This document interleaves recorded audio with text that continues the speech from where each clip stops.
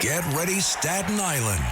The Ferry Hawks host the Hagerstown Flying Boxcars. Tonight at 7 p.m., it's soccer night, and kids glow around the bases postgame. Saturday at 6:30, it's Broadway night with postgame fireworks and Broadway rave. Sunday at 1:30, it's Military Appreciation Day, and the kids run around the bases. A great day out for the entire family. Kids run the bases after every Sunday home game. Want the best seats all season? Get more Ferry Hawks for only $63. Visit ferryhawks.com now to lock in your seats. Listen, all you New Yorkers. Taxi. Okay, we're looking around. This is the 77 WABC minicast. And I want to continue the discussion of Elon Musk, the trillionaire. But from the standpoint of wealth creation, of all the people that work for him, and how these IPOs and our free enterprise system works, because the millionaires and billionaires and now the one trillionaire create a lot of wealth, which in turn creates even more wealth, which in turn creates even more wealth, even while Democrats want to tax wealth and tax millionaires. We're going to talk to Liz Peek, Fox News contributor, and Steve Moore, Unleash Prosperity Hotline, and WABC radio host of More Money, which pops up right after this show on most of these same radio stations. Welcome to both of you. Now, just to humor me, listen to this. This is a New York Sun article, was put out yesterday. Musk is a trillionaire, and SpaceX IPO is creating thousands of millionaires. Okay. So, let's see. Employees have accrued shares in the company over the past 24 years. All right, it's about 22,000 SpaceX employees. And this IPO, hang on to your hats, this IPO has created 4,000 millionaires, okay? 4,000 millionaires. Now, wait, it gets better. And 400 employees who joined the company before the successful rocket launch in 2008. 400 employees made more than 100 million on Friday, yesterday, with the IPO. Okay? Now, hang on a second. Just listen. This is the guy's name. The author is Luke Funk. I don't know Mr. Funk, but he wrote a great article. SpaceX has around 22,000 employees. They gave stock options to a variety of hourly employees, including factory workers, machinists, and technicians. Now, listen to this. A former contract welder, Juan Hernandez, was eventually offered a full-time job earning $28 an hour. $28 an hour. He was given equity, invested after 5 years. He used part of his paycheck to buy properties around Texas, but kept the rest. Those shares are now worth $880,000. He's a $28 an hour welder, and he's now worth $880,000. Okay, so this is how capitalism works. This is how wealth creation works. Now, I'll go to you, Steve Moore, first, but Liz, this is a wonderful. Now, Elon Musk, this whole thing has captured the imagination. It's on the front pages of all the news. Everybody's talking about this thing. The first trillionaire, an immigrant, a legal immigrant from South Africa, Elon Musk. Okay, I'm sure the left is going to come out against this. They hate Elon Musk, et cetera, et cetera. The blue states politicians want to tax millionaires in all these election issues. But look how this creates wealth for all these other people. All right? You don't have to have 5 advanced degrees. You don't have to have this and that. You've got a welder is worth close to $1 million. 4,000 millionaires were created. 400 of that group is now worth over $100 million. And this is the Microsoft story going back about 40 years, right? There are tens of thousands of millionaires living around Seattle, Washington, because of the Microsoft success down through the years, which they now, the blue people that run that thing want to tax it. I mean, Steve Moore, this is how free enterprise works. No, it's a beautiful story. It's capitalism at its very, very best. Great editorial today in the Wall Street Journal about this called "Who's Afraid of a Trillionaire?" Yes, and they point out. I thought, ironically, that if Elon Musk were Chinese. Oh my God, we're running behind the Chinese. The Chinese are taking over, and yet he is an American. And by the way, I may be one of those people who was made a millionaire because I didn't even realize this until my wife Ann told me last night. We had bought into a tech stock fund about 8 years ago. Yeah. And guess what's in that fund? Yeah. SpaceX.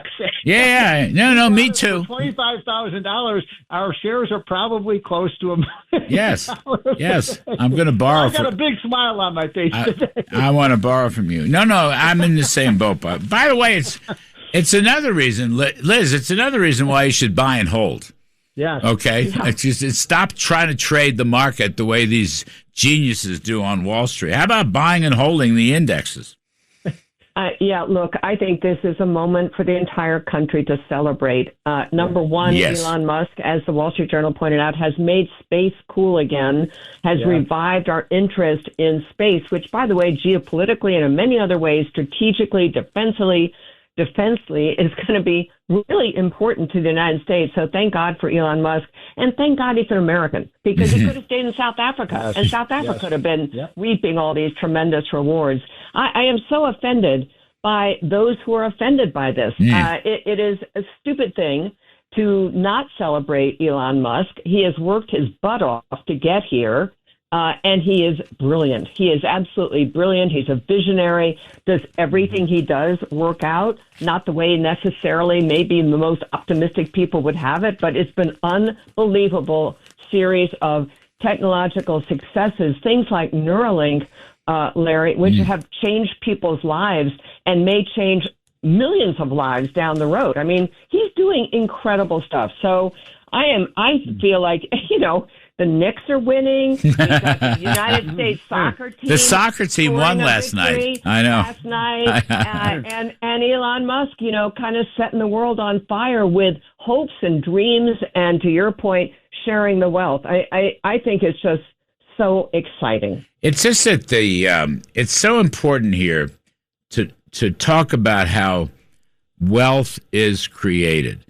I mean, when people on the left want to tax millionaires or billionaires or anything, they don't understand, AOC and others, they do not understand how the free enterprise system works and how people who work for these companies have an opportunity. The people at the top of the company should be paid more, but everybody benefits, okay? It's not zero sum. It's win-win. It's always win-win. So these people, all these millionaires, 440 employees are now worth $100 million. Whatever they do, so they'll go out and start companies, right? And they'll hire more and more people. And if they go public, everybody get a piece of that rock too. That's how free enterprise works. That's how capitalism works. We shouldn't forget that. That's my point. The left who wants to tax this and confiscate the wealth must not be permitted to do, and we should put our best foot forward. These numbers from this IPO and the wealth creation should be repeated by every office holder, every Republican. If the Democrats are going to hate Elon Musk, fine. Then let the GOP come in, talk about how wealth is created, how businesses are created. I'm sorry. Go ahead, Liz.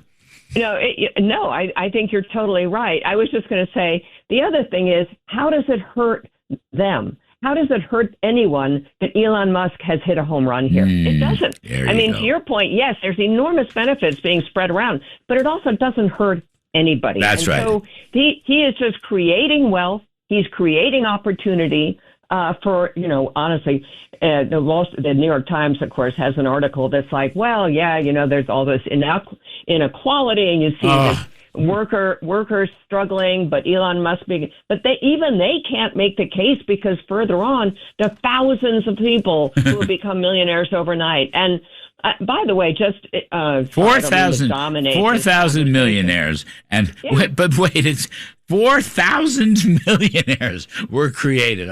Now, do you think they're angry because Elon got more money than that? I think they're very happy. I'm just going to make a guess. Look at Steve Moore. He owns a piece of an index fund, and he's bragging about it here on the radio show. The only good investment I've ever made in my life. But, I'll tell you a related story to this. I remember one of my friends from high school who was, very average student, and he went out to California after we graduated from high school and college, and he went and he worked for this company I'd never heard of before called Google. And I remember I went out and visited him, and he had this mansion. He said, Steve, this is the house that Google built. Yes. So this has been happening throughout history. And I want to make an important point here. This assault against the wealthy and the entrepreneurial class. This has been going on in this country for, with respect to the left, for 150 years. You go back to when they called the Gilded Age, when we had Henry Ford and Andrew Carnegie and Rockefeller. They created this mythology of the robber barons. Right. And basically what they're saying now is, Elon Musk is the new robber baron. No, he's not. These are the people who create, the whole idea of going into space, sending these satellites into the sky, there's a big debate now about data centers. Guess what? If he has enough satellites in the orbit, we're not going to need data centers. It's all going to be done. By the way, I love the Gilded Age. The Gilded Age is one of my favorite periods in American history. I love the Gilded Age. Your favorite president, Calvin Coolidge. Yes. Right? Actually, it started with U.S. Grant and probably ended with Coolidge. You're exactly right. And they ran that stupid TV show, which made it look really bad. It made the Gilded Age look really bad. They ran that show, I think, for 2 years, and I just hated it. I just hate it. People don't understand. And by the way, analytically, wages had the most, average wages for workforce had the most extraordinary increase during that period. And all of America became vastly wealthier. Vastly wealthier. I want to actually, let's take a break. I want to raise another point. The Big Bob Packwood tax reform op-ed from Steve and Art Laffer, and we've been talking about it on the TV show. I want to make a few points there, too, because it's related. And then the other point is Apollo Capital, which is a big money manager. They're leaving New York, or at least they're having a second headquarters. Guess where? Texas. All right. Another Mondami casualty. We got Liz Peek. We got Steve Moore. I'm Kudlow. We'll be right back. I know we're talking money and politics, but today we're talking wealth creation. Okay. Wealth creation. Very, very important. Freedom and free enterprise, which makes America the greatest country in the world. Nobody's even close to us. And we're here with Liz Peek, Fox News contributor, and Steve Moore, Unleash Prosperity Hotline, and Steve's show, More Money, WABC, coming up right after this show on most of these same radio stations. Now, Steve, I want to come back to the Packwood story, which, as you and Art noted, and look, we lived through this era, when tax rates came down. I wrote a book on the subject from JFK through Reagan. Now, let me just focus for a minute on the top rate. We're talking to Steve Forbes about this earlier in the show, Steve Forbes and John McLaughlin. Republicans have stopped talking about the top rate, and they're wrong to do so because, small businesses, unincorporated businesses, LLC, S-corps, farms, ranches, solely owned plumbing companies, electric repairmen. There's just probably 40% plus of this economy is comprised of unincorporated businesses that pay the top rate, and because the top rate kicks in pretty fast. That's why, we should be getting tax reform again. We should raise this issue again. It's been beaten down and forgotten. The GOP is not talking about tax cuts. Actually, the GOP is not talking about anything right now. But I'm just saying the importance of the top tax rate, Steve, has been lost, and it shouldn't be.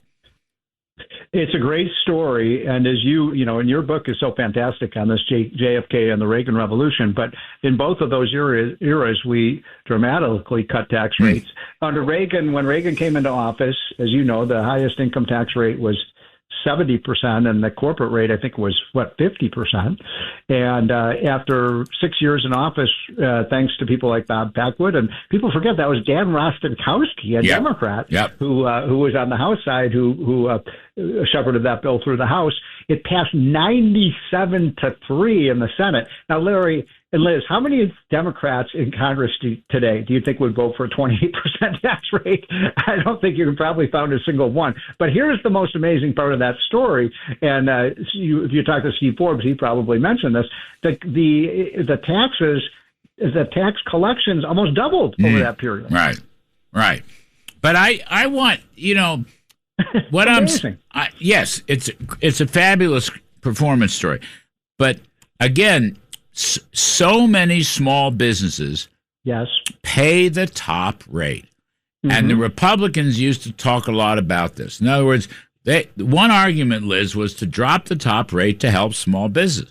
We don't talk about that anymore, and we should. And that would give you an excuse, by the by, to get rid of all the flotsam and jetsam loopholes that have accumulated, in the last, how many years, 30 years or so, since that thing was done, 35 years. I'm just saying, this is something they should not be afraid to talk about. And, they are. Huh? They I know. I mean, I think the Democrats have so pilloried the big, beautiful bill that Republicans are even afraid of talking about that. Yeah. They're afraid of talking about the tax cuts, even for working class people, no tax on tips and things like that, which you would think that the Republicans would be out pounding the table on and saying, look what we've accomplished. And by the way, the reviews, I think, Steve, you did something on this, for what those tax benefits have meant for people are enormously good. I mean, there's nothing to be ashamed of here. And yes, tax cuts go predominantly to the wealthy because the wealthy are paying the most in taxes. But somehow Republicans are really scared to death of talking about exactly what you're talking about. They're not. It isn't even in their vocabulary right now, Larry, to talk about the top rate. They're just not interested. I know, and it gives you a chance to go back to tax reform, which is to lower the rates and broaden the base. Move towards a simpler flat tax system. But again, this idea of it is small businesses that pay the top rate, and that's GOP is supposed to be the party of small business, farmers and ranchers and independent workers. I mean, and an electrician, okay? Somebody that comes in and fix your plumbing. I mean, these are very important people. They might be earning $150,000 a year, but they're being taxed to death, and we're not helping them. We just should go after. So you've got the Elon Musk story, which is a great story about free enterprise wealth creation. But you've got the Bob Packwood story, which is really a story about small business encouragement and incentives throughout the economy. It's just too bad because it's a key issue. Go ahead, Democrats. Go ahead. Be opposed to all the small businessmen. All the electricians in your congressional district in Providence, Rhode Island, would like to see a lower tax rate. I guarantee you. And they don't talk about it. Well, look at what happened. I think we mentioned this last week on your show. In California, the most liberal state in the country, there were about 6 tax increases on the ballot, and they all went down in flames. Right. The public understands that you cannot grow the economy if you're raising taxes at the same time. So here's another one. Not so good, but Apollo snubs Mondami. Picks Texas hotspot for second U.S. headquarters. Apollo Global Management, Mark Rowan is the CEO, has reportedly picked Austin, Texas as the city that will host its second U.S. headquarters. So listen, Apollo paid a whopping $1.276 billion in income taxes in 2025. Wow. Up from $106 billion the year before. And they're going to leave. Now, not the whole company, but they're going to pick a second, and they're going to do it. J.P. Morgan has more people in Texas than New York. This is the trend now. And here we are, Liz, New York. What a wonderful place. And Mandami doesn't care. He doesn't care because he won't be around to collect the due bills. And this is just a gradual slide. Yeah. Not everyone's going to leave at the same time. But unless there is a real change in Albany and a change in New York City about how to treat the people who are paying for all the benefits that these people want to spread around, it's going to just continue on, Larry. It is a death spiral. And we've talked about this before. You get fewer people paying all those taxes. And they basically end up, what is their sole answer? Raising taxes. Look at Kathy Hochul's state budget this year, up 9%. How many American households are raising their spending 9%? And this is at a time when supposedly they're kind of being careful about spending because they know there's a problem. 9% increase. It's just astonishing. And she lied about it. Last thought. Texas Stock Exchange plans to start trading this summer. All right. Thank you, Liz Peek. Thank you, Steve Morris. Thank you. Steve's show comes up right after this show, most of these same radio stations. I'm Kudlow. Thanks for listening. We'll be back next weekend.